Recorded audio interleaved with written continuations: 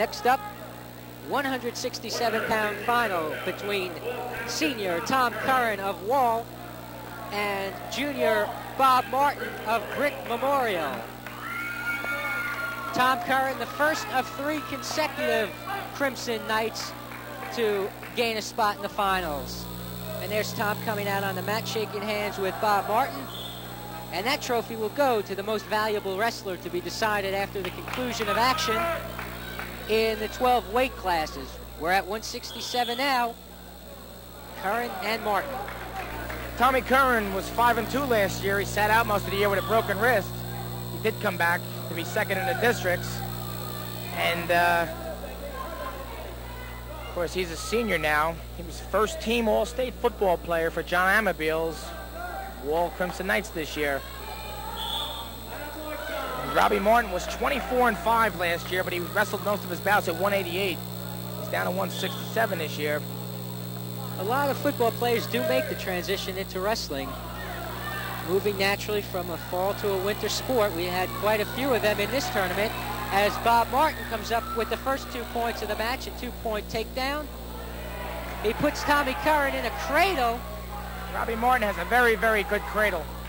Tommy Curran's doing a very, very nice job. But Martin had his arm underneath Curran's back that time, and after being awarded some near fall points, Tom Curran comes up with a 2-point reversal. Curran gets a reversal. Robbie Martin got 3 near fall points there. Had his arm underneath Curran's back and really wasn't able to work that cradle in, but he did show that he had it. That's Tommy Jansky, the head coach of Wall, on the right. And that's Tommy Curran's brother to the left. Used to wrestle for Tommy over at Wall. 1-point escape for Martin, and he leads it 6-2. A lot of action in this opening period of the 167-pound final. This is a big bout for Robbie Martin and for Brick Memorial. If my calculations are right, I think if he wins this bout, Brick Memorial will win the team title. Even if Ray LeBron at heavyweight wins for Long Branch, I think.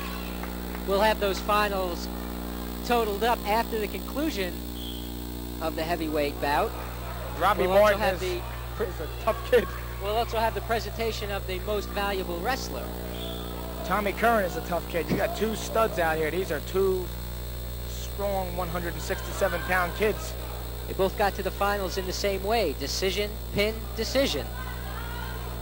3 rounds. They wrestled twice today before the finals.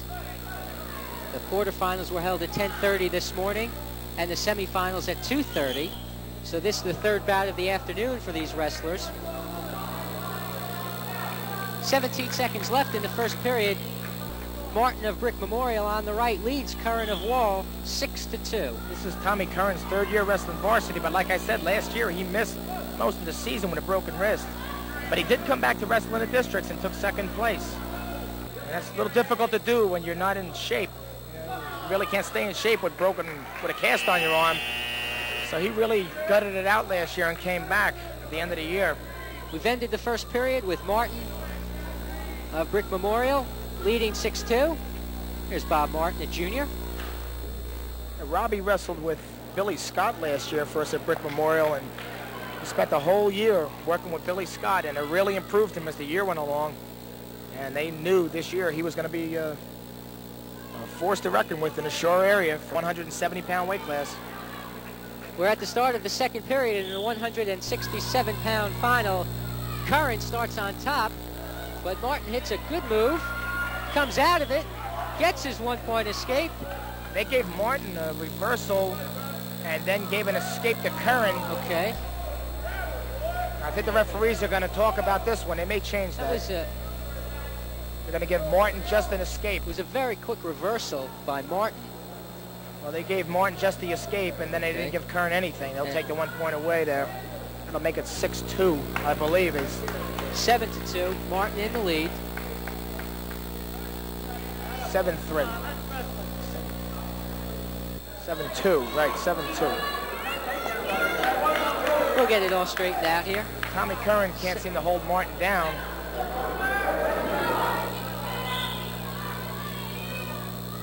Martin is extremely difficult to wrestle. He's not real tall, but he is His gravity is low.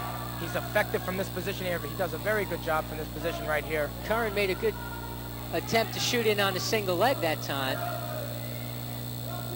He's got to work to pull it in. Martin on top trying to kick it out. That's a stalemate. They call that a stalemate. I like that stalemate call when nothing is really happening. It's, you don't let it go on too long. You get it back up in neutral position. Well, wrestling's changed. Wrestling's changed quite a bit in the last few years. They have a lot more wrestling out there. Years ago, they would let you wait and wait and wait. Now they make you wrestle now.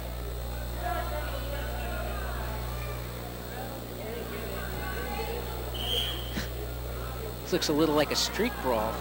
Well, you have two fairly polished kids out here, and they're both strong, tough kids.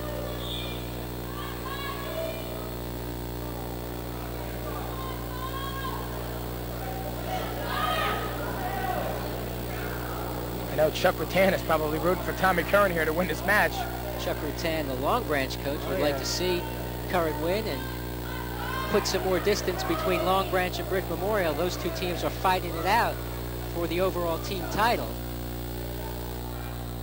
Tommy Curran's back on that leg. If Curran can win this match and Wall can get some wins from their next two wrestlers, the Crimson Knights may be able to come away with third place here at the tournament. So things are still up for grabs in these last three bouts. Martin has an overhead cradle. He's going to get a takedown here. And he's going to, well, he was going to try to turn him over, but he's going to play it a little safe here and just get control and start to ride. No back points, just the takedown, but Martin leads it 9-2. Curran gets the escape. Martin has really good balance. You know, it looked like he was going to fall to his rear end there, and he managed to get his feet back up underneath him. So Tommy Curran is still in the match. The score is only 9-3. His 6 points really doesn't put you out of a match in wrestling. You can hit a pretty good move off the bottom. You might be able to get a reversal. We finished two periods at 167. Martin leads it 9-3. I think taking off your headgear and putting it back on is the trait that Robbie Martin picked up from Billy Scott from Brick Memorial. He used to do that last year all the time.